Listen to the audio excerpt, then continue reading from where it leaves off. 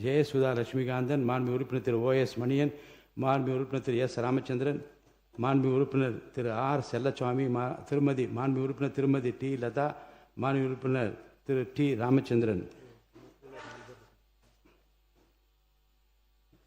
மாண்பு உறுப்பினர் முனைவர் சௌமியா அன்புமணி, மாண்பு உறுப்பினர் திரு கணேஷ்குமார், மாண்பு உறுப்பினர் வைத்தியலிங்கம், மாண்பு உறுப்பினர் திரு சிவகுமார் ஆகியோரும் முன்னறிப்பு கொடுத்துள்ளார்கள். இவற்றின் நான் சிறப்பு கவன ஈர்ப்பு தீர்மானமாக மட்டும் எடுத்துக்கொள்கிறேன். கட்சிக்கு ஒரு வீதம் மாண்பு உறுப்பினர்கள் இப்பொருள் குறித்து சுருக்கமாக கூறி அரசின் கவனத்தை ஈர்க்கலாம். மாண்புமிகு எதிர்க்கட்சித் தலைவர் அவர்கள்.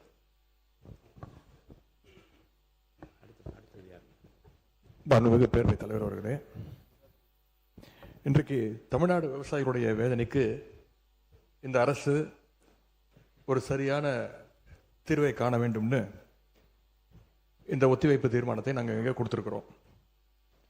இந்த ஒத்திவைப்பு தீர்மானத்தை கொண்டுவதற்கு 4 முக்கிய காரணங்கள் இருக்கின்றது.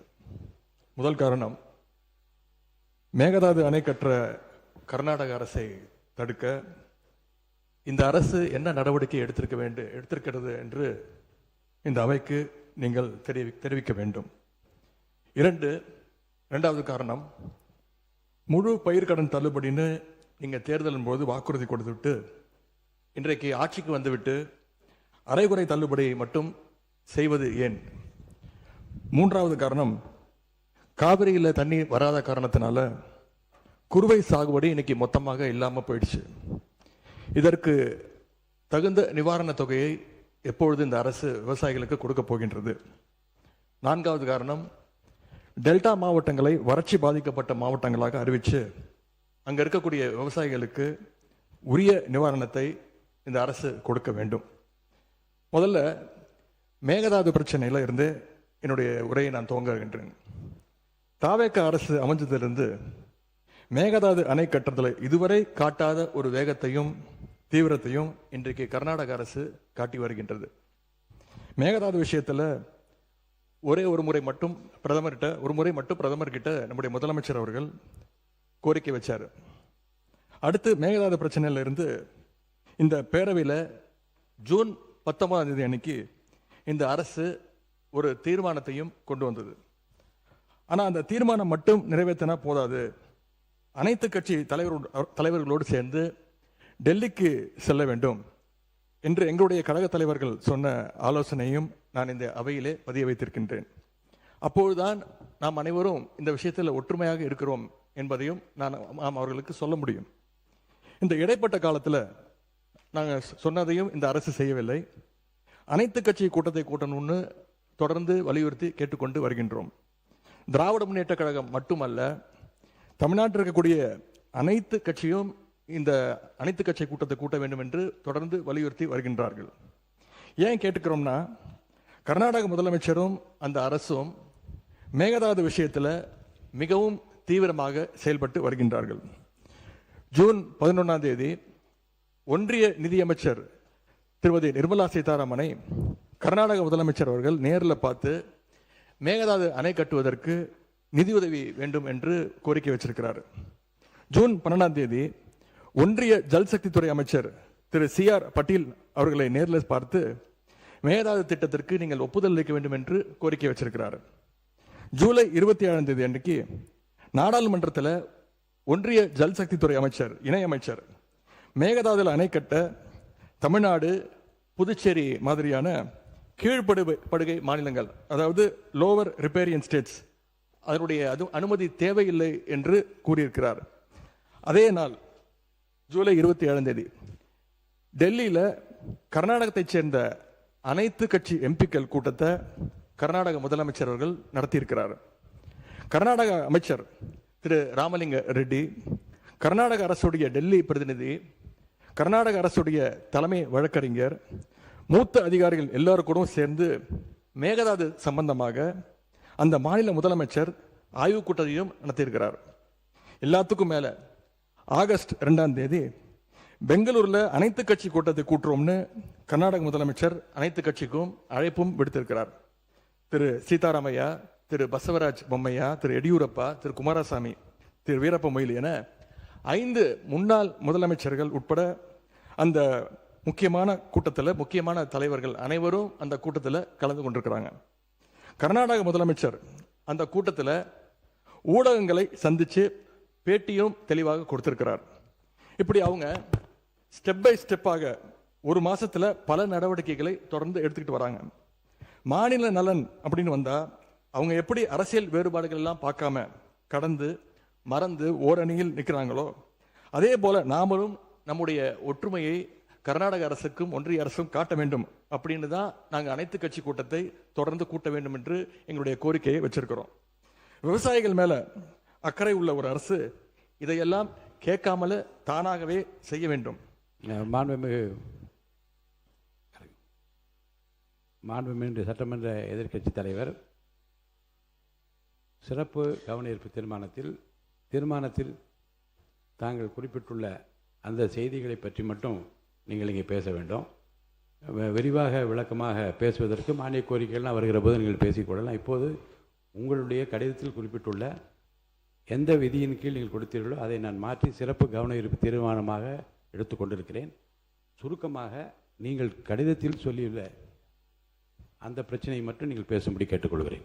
ஏன் அனைத்து கட்சி கூட்டத்தை கூட்ட மறுக்கிறீர்கள் என்பதுதான் சிம்பிளாக நான் கேட்கக்கூடிய கேள்வி. நாம தொடர்ந்து அழுத்தம் கொடுத்த பிறகு இப்பொழுது ஜூலை 28 அன்னைக்கு பிரதமருக்கு 2வது கடிதத்தை நம்முடைய முதலமைச்சர்கள் எழுதியிருக்கிறார். எங்களுடைய தலைவர் முதலமைச்சராக இருந்தப்போ தமிழ்நாட்டுடைய பிரச்சனைகளுக்காக கடிதங்கள் எழுதினதை விமர்சித்து இப்போ இங்கே இருக்கக்கூடிய முதலமைச்சர் அவர்கள் என்னென்ன பேசியிருக்கிறார் என்பதை இங்கே கொஞ்சம் ரீவைண்ட் செய்து நீங்கள் பார்க்க வேண்டும். முதலமைச்சர் பேச்சை தான் இங்கே நான் அவை குறிப்பில் குறிப்பிட விரும்புகிறேன். அதை நீக்க மாட்டீங்க அப்படின்னு நான் நம்புகிறேன். ஸ்டாலின் அவர்கள் அப்பப்போ எந்திரிச்சு கடிதம் எழுதிட்டு தூங்க போயிடுவார், அவ்வளவுதான். அது அப்படியே கிடக்கும். மானே தேனே பொன்மானே இப்படி கடிதம் எழுதுறது எல்லாம் இனிமே வேலைக்கு ஆகாது. நான் திரும்ப ஏற்கனவே சொல்லிட்டேன். அப்புறம் நீங்கள் பேசியதை அவை குறிப்பில் நீக்க வேண்டியது வரும். நீங்கள் கொடுத்திருக்கிற விதியை நான் சிறப்பு கவன ஈர்ப்பு தீர்மானமாக எடுத்துக்கொண்டிருக்கிறேன். நீங்கள் கொடுத்து தான் பேச வேண்டும். அதெல்லாம் பேசுவதற்கு உங்களுக்கு மானிய கோரிக்கைகள் வருகிறது. மற்ற சமயத்தில் இப்போது அதை அனுமதிக்க இயலாது.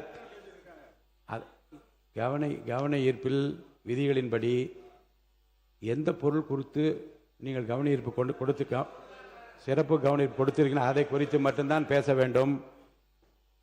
மீதி விஷயங்களை பேசுவதற்கு நான் அனுமதிக்க மாட்டேன். தேவையற்ற சர்ச்சையும் எதை நோக்கி போக வேண்டும் என்று இந்த தமிழ்நாடு விரும்புகிறதோ அதை நோக்கி மட்டும் போங்கள். இங்கே இதை ஒரு பெரிய அரசியல் இருக்கு. இல்லை கேளு மாண்பு முன்னாள் முதலமைச்சருக்கும் தெரியும் இந்த ஜீவாதார பிரச்சனையை எப்படி கையாளுவது என்பதை பற்றி மாநில அரசுக்கும் தெரியும். இங்கே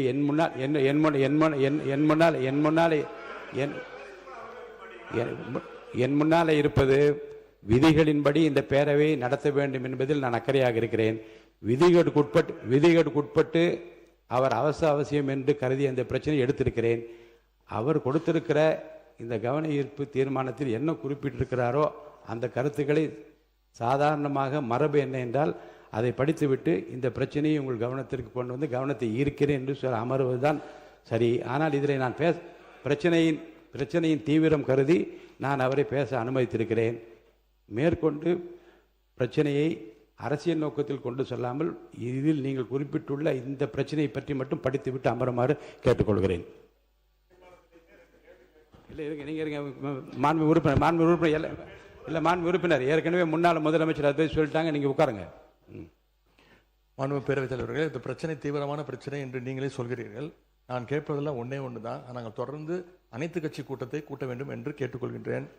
காவிரியில் இந்த பிரச்சனையை தீர்ப்பதற்காக கர்நாடக அரசு தொடர்ந்து அனைத்து கட்சி கூட்டத்தை கூட்டிகிட்டு இருக்கிறாங்க. அங்கே இருக்கிறவங்க எல்லாருடைய கருத்துக்களையும் கேட்குறாங்க. ஏன் தமிழக அரசு அனைத்து கட்சி கூட்டத்தை கூட்டுவதை தவிர்க்கின்றது என்பதுதான் எங்களுடைய கேள்வி.